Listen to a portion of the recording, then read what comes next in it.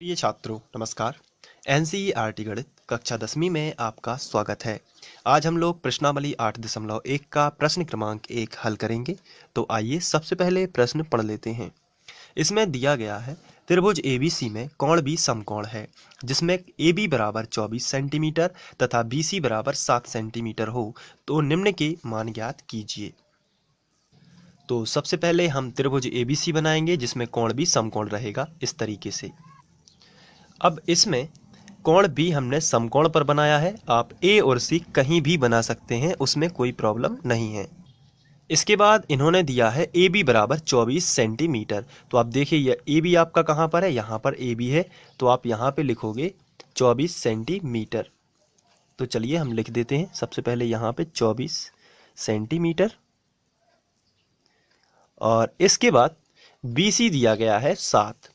ये देखिए ये है बी सी, तो यहाँ पे हमें दिया गया है 7 सेंटीमीटर। तो हमने 24 और 7 दोनों लिख लिया क्योंकि ए बी दिया गया था 24 आप देख सकते हैं, और बी सी दिया गया था 7, तो ये भी हमने लिख लिया। तो हमें निम्न के मान ज्ञात करने के लिए कहा गया है sign A cos A sign C cos सी।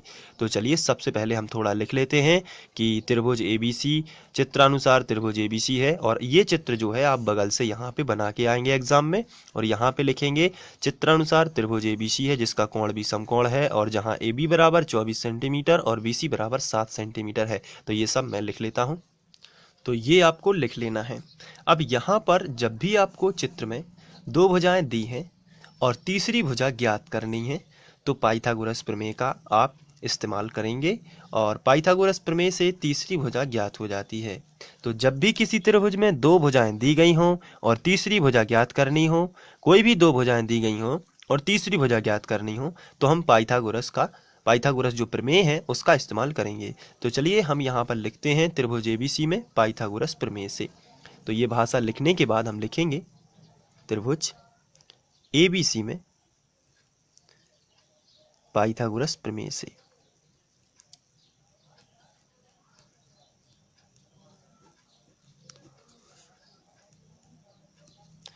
चलिए पाइथागोरस प्रमेय होता है कर्ण का वर्ग बराबर लंब का वर्ग धन आधार का वर्ग। चलिए अब आपको मालूम है कर्ण क्या होता है, लंब क्या होता है और आधार क्या होता है। चलिए अब यहाँ पर कर्ण जो है वो समकोण के सामने की भुजा होगी जो कि हमें ज्ञात करनी है। तो अभी हम इसको लिख सकते हैं ए सी। कर्ण क्या होगा ए सी, क्योंकि ये समकोण के सामने है। तो हम लोगों ने स्टडी किया है इसके पहले वाले वीडियो लेक्चर में कि कर्ण क्या होता है। तो समकोण के सामने की भुजा क्या होती है, कर्ण। तो यहाँ पर हम लिखेंगे ए सी का वर्ग, क्योंकि यही तो हमें निकालना है। तो हम लिख सकते हैं ए सी का वर्ग। चलिए बराबर के नीचे बराबर, लंब कितना है, तो लंब और आधार अभी हमें थीटा नहीं दिया गया है, तो हम लंब और आधार कोई भी मान सकते हैं क्योंकि दोनों के वर्गों का योग ही तो होना है। चलिए लंब हम मान लेते हैं 24, तो 24 का कर देंगे वर्ग, प्लस आधार हम मान लेते हैं 7, तो इसका कर देते हैं वर्ग।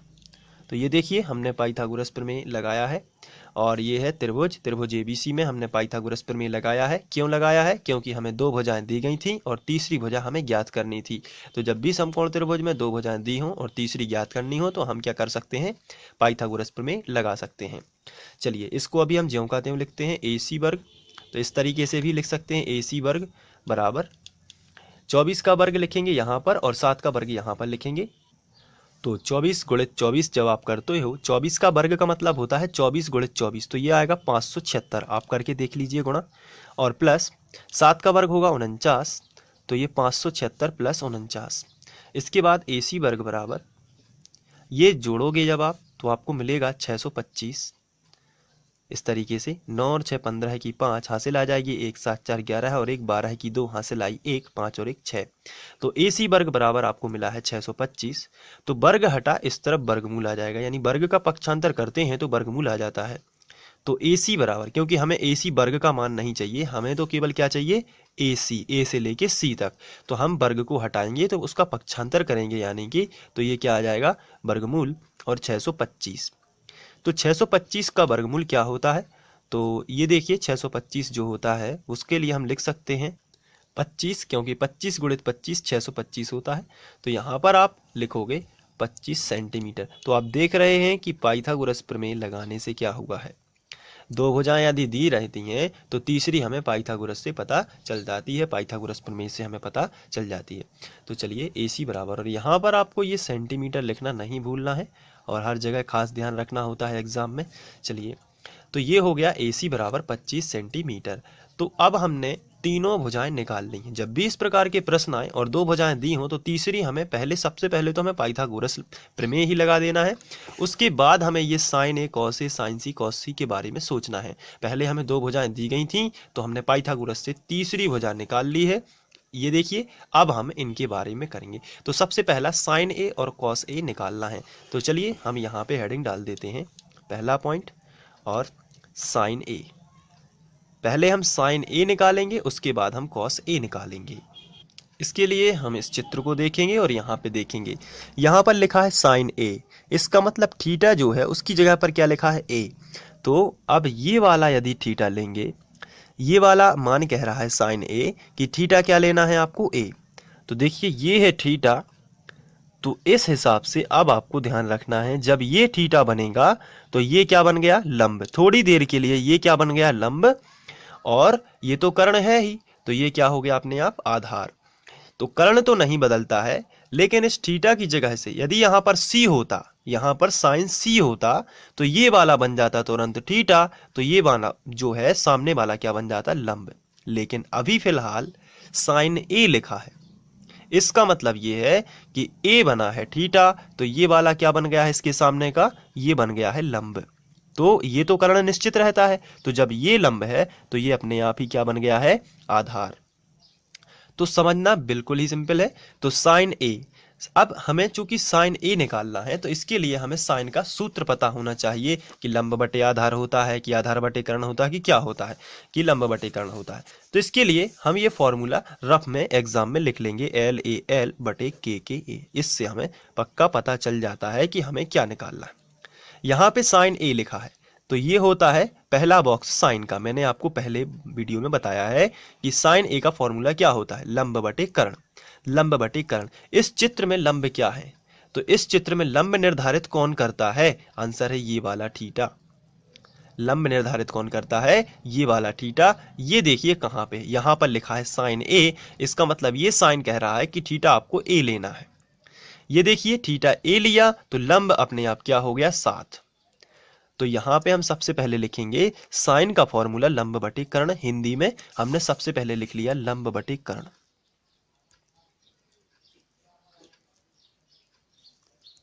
इसके बाद बराबर लंब कितना है, तो लंब A है थीटा, तो सामने की भुजा लंब हो जाएगी 7, और कर्ण तो निश्चित रहता है 25।